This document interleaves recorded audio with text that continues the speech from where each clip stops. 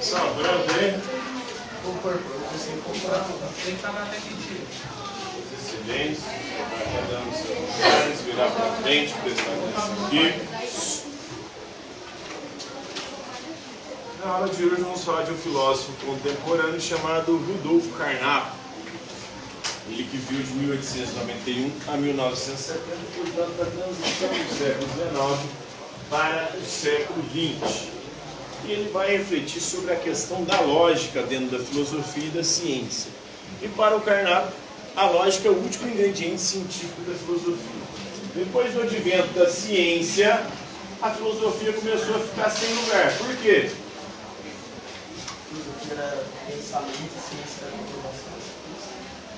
A partir do advento da ciência, ela começou a explicar as coisas, os fenômenos de forma concreta, baseado na experiência, comprovando aquilo que afirmava.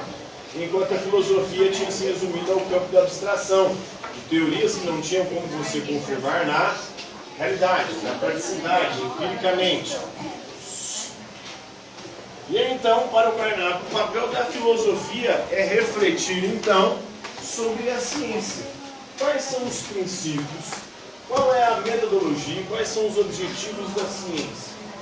Por isso, a filosofia de Carnap vai ser conhecida como uma filosofia da ciência. Então, vai refletir sobre a ciência de forma filosófica.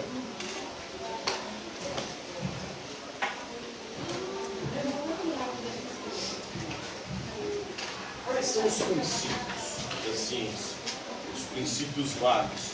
Qual a metodologia que a ciência deve utilizar para conhecer a realidade? Qual que é o objetivo da ciência? E quais objetivos da ciência nós podemos validar ou não? Porque a ciência, muitas vezes, pode nos levar a problemas. O Oscar, quem venceu, foi o filme qual? Vocês viram? Oppenheimer. Oppenheimer foi o cientista responsável pelo quê? Nós temos o objetivo da ciência. Será que esse objetivo é ético, é moral, é correto? Ou não? Então, essa é uma reflexão que pode ser empreendida pela filosofia da ciência. A ciência pode tudo? Ou deve haver limites para a ciência? Quais são os princípios que devem nortear a ciência? São só princípios científicos? Ou também é necessário que haja princípios éticos e morais para a ciência? Qual a metodologia que a ciência deve usar? Qual é o método mais apropriado para a ciência desenvolver o seu conhecimento? Então, são algumas das reflexões que serão empreendidas tanto pelo Rudolf Carnap quanto também pelo positivismo lógico.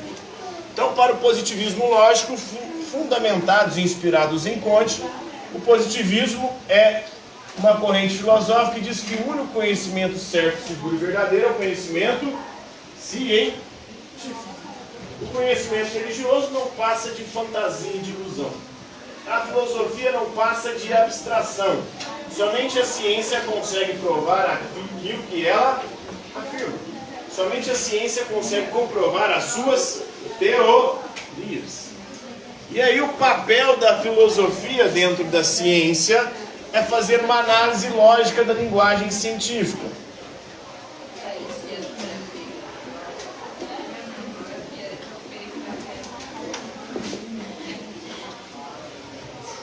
Por isso o positivismo lógico.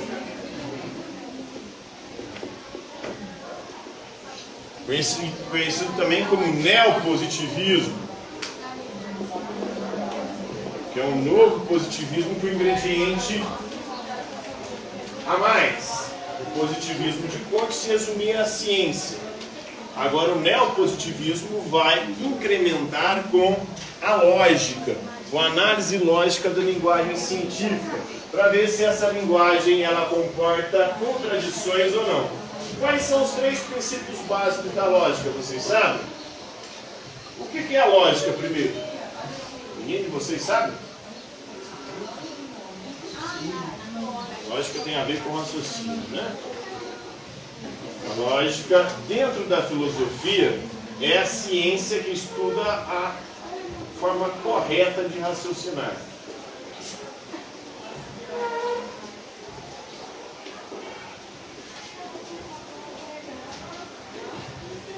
E ela possui 3 princípios básicos. O primeiro princípio da lógica é o princípio de identidade.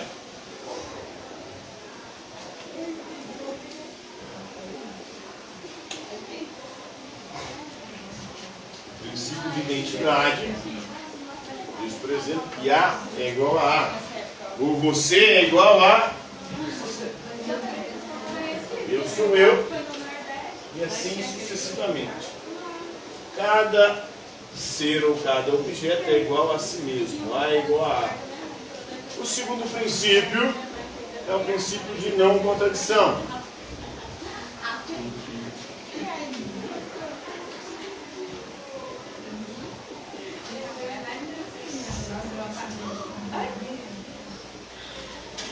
Se A é A não é igual a B. Porque se A é igual a B, ele vai entrar em contradição com o princípio da identidade, de que A é igual a A. E o terceiro princípio da lógica é o princípio do terceiro excluído.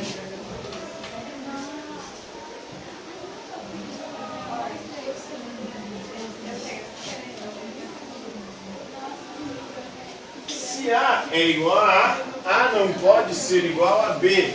E não tem como A ser A e não A ao mesmo tempo. Então uma terceira opção também está excluída. A gente pode lembrar lá do Parmênides do mundo antigo. Ele vai estabelecer os princípios básicos da lógica. O ser é e o não ser não é. Não tem como o ser ser e não ser ao mesmo tempo. Aí nessa frase, nessa reflexão, está resumido os 3 princípios da lógica. E o positivismo lógico, o neopositivismo ou o empírio-criticismo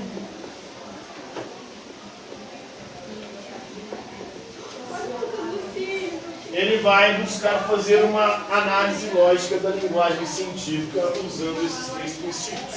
Porque a linguagem ela não pode ser contraditória.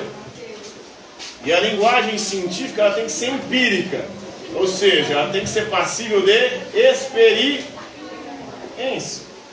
Experiência é essa? Experiência sensível. Percepção através dos 5 sentidos.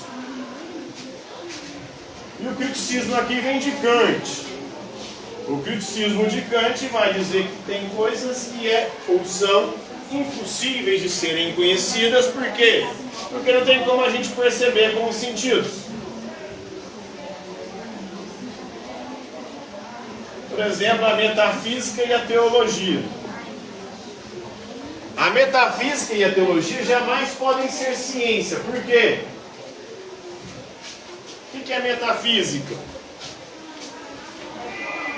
Meta em grego é aquilo que está além. Física em grego é estudo.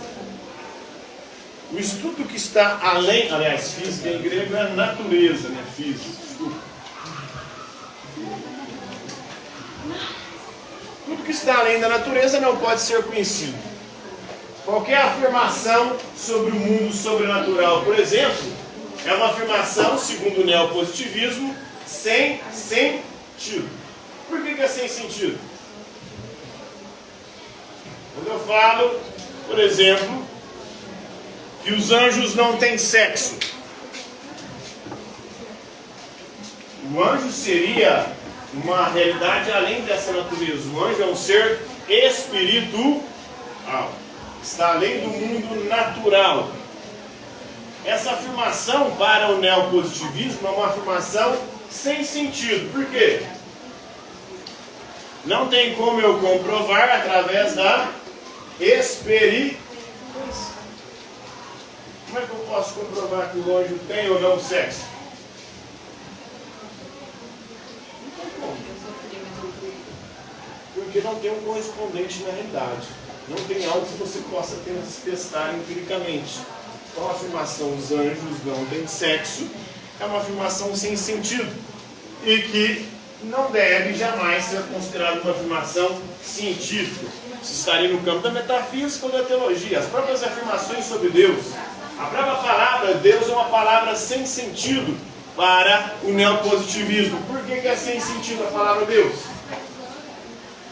Porque não tem como eu comprovar através da experiência sensível. Então, se eu falar que Deus é amor ou Deus é o mal, nenhuma dessas duas frases possui sentido. E aí, se fôssemos fazer uma análise lógica da teologia, a teologia diz que Deus é o sumo bem e o Criador de todas as coisas. Então, se Deus é todo bem, nós temos aqui um princípio de identidade. Se Deus é o bem, Deus não pode ser o mal. De onde veio então o mal? Temos um problema lógico aqui. Ah, o mal veio do demônio. Não, o mal não pode ter vindo do demônio, porque o demônio é uma criatura. A criatura não tem o poder de criação. Se a criatura não tem o poder de criação, o demônio não poderia ter criado o mal. Temos um problema lógico, um problema de contradição. Então Deus é bom e mal? Então, compreendendo uma análise lógica, você percebe que a teologia, segundo os neopositivistas, é algo sem sentido. Por quê? É recheado de contradições. E também não é passível de experiência sensível. Não tem como você comprovar nenhuma afirmação teológica, nenhuma afirmação metafísica de algo que está para além desse mundo. Então a filosofia da linguagem, ela começa em 1890, no final do século XIX, com o Gottlob Frege. Ele começou a explorar as estruturas lógicas da linguagem para tentar estabelecer uma linguagem que não contivesse ambiguidades.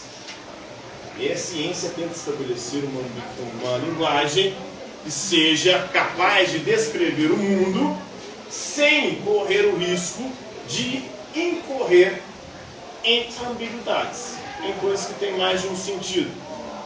Então é preciso estabelecer uma linguagem onde as palavras têm um único e exclusivo sentido. Aí eles vão estabelecer uma linguagem lógica, de símbolos, para que assim, através da linguagem corrente, a gente não tenha problemas. Porque com a linguagem corrente, as palavras ao longo do tempo, elas vão ganhando outros sentidos. As línguas vivas, por exemplo, fazem com que as palavras, com o tempo, elas ganhem outra conotação. Denotação é o significado do dicionário. Conotação é os outros significados que a palavra vai ganhando. E a filosofia não, a ciência principalmente, ela não pode ter uma linguagem ambígua. E por isso, a linguagem científica que vai ser adotada será uma linguagem simbólica de fórmulas e também vai usar línguas mortas. Dentro da biologia, por exemplo, para descrever as espécies, qual língua é utilizada para poder denominar os animais da biologia, os seres vivos? Latim. Por que eles adotaram isso? Porque é uma língua que não tem mais mudança. Oi? Porque é uma língua que não muda. Exatamente. Porque é uma língua morta. Ou seja, ela não vai mudar. Se você usar uma língua viva para descrever os animais podem ganhar outro sentido. O animal cobra. Essa palavra tem um sentido. Mas pode ter outros, não pode? Por quê? Porque a língua viva vai fazendo com que as palavras elas ganhem mais de um sentido. E aí você cria ambiguidades. Ao descrever a realidade, não pode haver ambiguidade, porque se houver ambiguidade, nós temos um problema. Então Frege tentou construir essa estrutura. Depois Wittgenstein fez a mesma coisa. Ele tentou abolir todo e qualquer pseudo-problema. Por exemplo, um pseudo-problema, que é um problema lógico. A galera pergunta, o que existia antes do Big Bang? Essa pergunta é uma pergunta sem sentido. É um pseudo-problema. Por que é um pseudo-problema perguntar o que existia antes do Big Bang? Segundo os cientistas, é sem sentido, Porque quando você pergunta algo que há antes do Big Bang, você está perguntando sobre algo que existia antes do início. Se existia algo antes do início, o início não é o início. O Big Bang surgiu o tempo e o espaço. Antes do Big Bang não tinha tempo e espaço, por isso não podemos falar em antes. E se houver antes do Big Bang, o Big Bang não é o início. Logicamente é problemático. Por quê? Como é que você vai questionar algo antes do início? De certa forma, esse argumento tinha sido usado por Santo Agostinho. E para falar de teologia. Lá no mundo antigo, final do mundo antigo, início da Idade Média, perguntaram para Santo Agostinho: Santo Agostinho, o que Deus fazia antes de criar o mundo? Santo Agostinho foi e falou: não podemos perguntar antes do início, né? Porque quando Deus cria o mundo, Ele cria o tempo e o espaço. Então, antes da criação do mundo, não podemos falar em antes, agora e depois. Deus, como um ser eterno, Ele não está limitado pelo tempo. Então não se pode falar em antes da criação, porque com a criação começa o tempo. Agostinho já tinha percebido isso. Os cientistas modernos vão pegar a mesma linguagem teológica, né? Mas a ciência é fundamentada em bases empíricas. E por que se diz que o início foi com o Big Bang? Qual que é a análise empírica que referenda o Big Bang, a tese do Big Bang, a teoria do Big Bang? Quando se olha para o universo com os instrumentos que nós possuímos hoje, nós percebemos que o universo está em expansão. Se o universo está em expansão é porque em algum momento ele estava comprimido. Como que começou essa expansão? Deve ter sido por conta de uma explosão. Então é isso que embasa empiricamente a tese do Big Bang. É assim que as teorias científicas funcionam. O Karl Popper propõe que a ciência funcione por meio da falsificabilidade, ou seja, a ciência só é ciência porque ela é passível de ser falsificada. A ciência não trabalha com dogmas, a religião trabalha com dogmas. O que é um dogma? Dogma é uma verdade inquestionável, irrefutável, uma verdade eterna e imutável. Na ciência não existe isso. A qualquer momento, qualquer teoria científica pode ser desmentida, falsificada. A ciência não é religião. E quando uma teoria científica é falsificada, ela é descartada. Diferentemente da religião. O dogma ele nunca pode ser desmentido. Por exemplo, um dogma do cristianismo: Deus é um só em três pessoas, Pai, Filho e Espírito Santo. É um dogma, uma verdade de fé para os cristãos. Tem que comprovar isso? Não falsificar essa tese. A ciência, se houver como você falsificar e testar e mostrar que uma tese ela é passível de erro, nós temos ciência. Se não, isso não é ciência, isso é um critério científico, o critério da falsificabilidade. E uma quantidade de demonstrações positivas pode provar que algo é verdadeiro, enquanto somente um resultado negativo confirma que a teoria está incorreta. A física newtoniana explica alguns fenômenos, mas não explica tudo. Para isso ela precisa ser complementada. Tem fenômenos que ela não consegue explicar, principalmente os fenômenos da física quântica, ou seja, do universo subatômico, quanto macrocósmicos, para a gente olhar para o universo.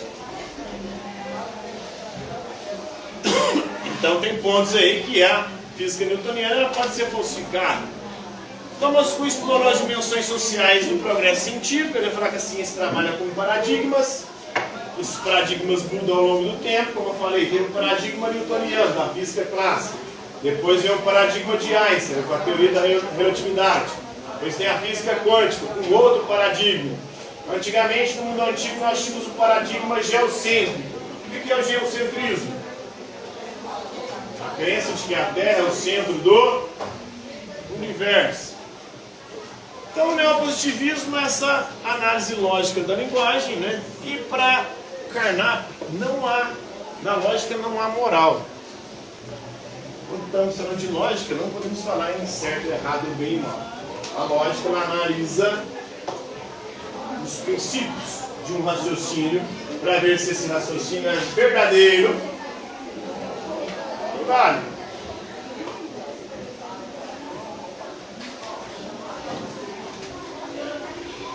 E para ser verdadeiro e válido, ele tem que corresponder à realidade empírica e possuir os princípios lógicos da linguagem, básicos.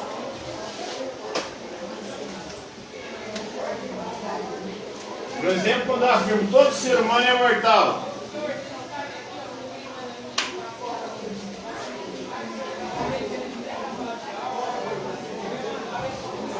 Sócrates é um ser humano.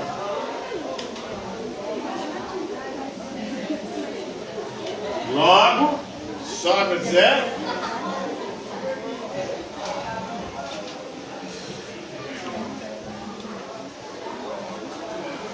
Sócrates é mortal.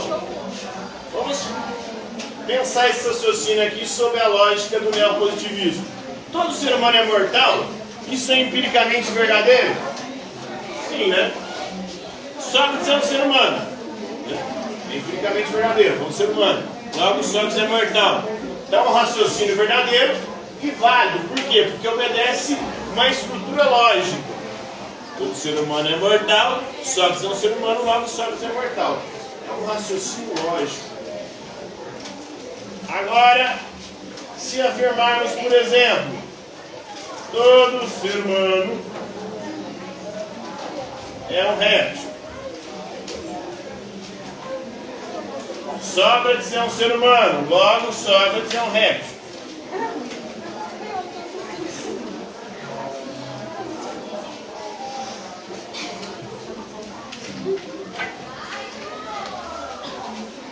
Todo ser humano é um réptil. Então, empiricamente, isso aqui não é verdadeiro. Isso é falso. Mas, esse raciocínio aqui, ele é válido. Por quê? Porque ele obedece uma estrutura lógica. Então, nem tudo que é válido logicamente é verdadeiro empiricamente.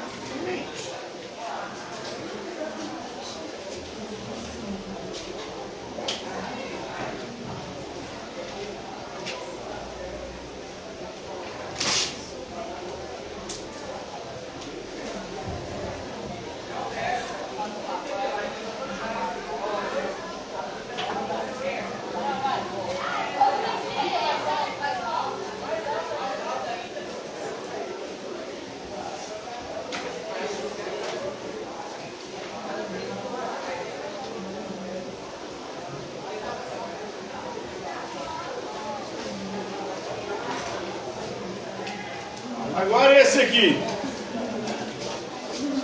O biscoito é feito de água e sal. O mar é feito de água e sal. Logo, o mar é um biscoitão? Isso aqui é tanto falso quanto inválido esse raciocínio. Ele não obedece os princípios, né? Por que ele não obedece? Porque eu estou falando de biscoito. De repente eu começo a falar de mar. E a estrutura lógica do funcionamento aqui não leva com que essa conclusão possa ser tomada. Então essa estrutura desse raciocínio aí, ele é inválido e as afirmações que ele faz também é falsa, né? Principalmente a conclusão. O biscoito é feito de água e sal? É, mas não é, ou não se trata exclusivamente dos ingredientes desse biscoito. Se fosse água e sal, o mar é feito de água e sal. De certa forma, está correta essa afirmação, mas a conclusão ela é falsa. E a estrutura do raciocínio é inválida porque não obedece os princípios básicos do raciocínio lógico. Por hoje é isso aí, galera.